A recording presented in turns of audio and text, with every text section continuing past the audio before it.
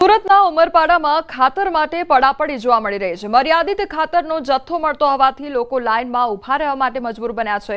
ઉમરપાડા તાલુકા મથક ખાતે ખેડૂતો ખાતર માટે સવારે 5 વાગ્યાથી જ લાઇન લગાવી રહ્યા છે। ખાતરની વધુ જરૂરિયાત હોવાથી ખેડૂતો મુશ્કેલીમાં મુકાઈ ગયા છે। હાલ મંડળીઓ 10 બેગની જરૂરિયાત સામે 2 બેગ આપી રહ્યા છે। ખાતર મળ્યું નથી, 5 વાગ્યાના ઊભા છે હવે, પણ હજુ નંબર લાગ્યો નથી તો અમારે કેટલી રાહ જોવી પડશે એ તો અંદાજ નથી ખબર।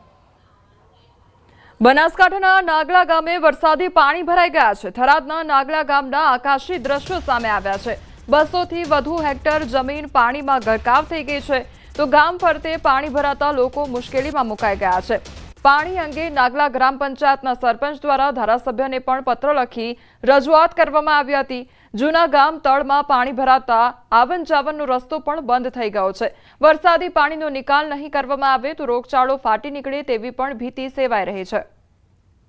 તો થરાદના નાગલા ગામના દ્રશ્યો સામે આવ્યા છે। આકાશી નજારો આ સામે આવ્યો છે કે જ્યાં ચારે બાજુ પાણી જ પાણી જોવા મળી રહ્યું છે તો લોકોને હાલાકીનો સામનો પણ કરવો પડી રહ્યો છે। બીજી તરફ પાણીજન્ય રોગચાળો પણ વકરી શકે છે તે પ્રકારની પણ ભીતિ સેવાઈ રહી છે।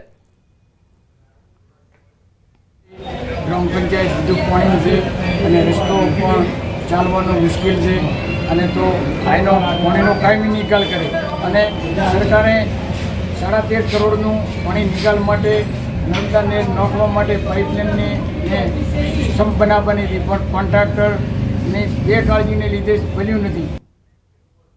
સુરતમાં સ્માર્ટ મીટર ન લાગે તે માટે જાળી લગાવી દેવામાં આવી છે। સુરતના પાંડેસરા વિસ્તારમાં સ્માર્ટ મીટરનો વિરોધ કરવામાં આવી રહ્યો છે।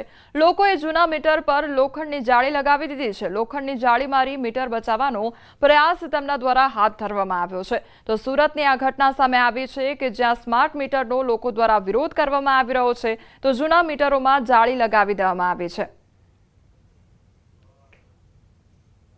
हमने स्मार्ट मीटर से बचने के लिए मीटर के बॉक्स के ऊपर जाली लगा के ताला मार दिए हैं। ताला हमने इसलिए लगा रखा है कि ताकि उसमें स्मार्ट मीटर न लगा सके।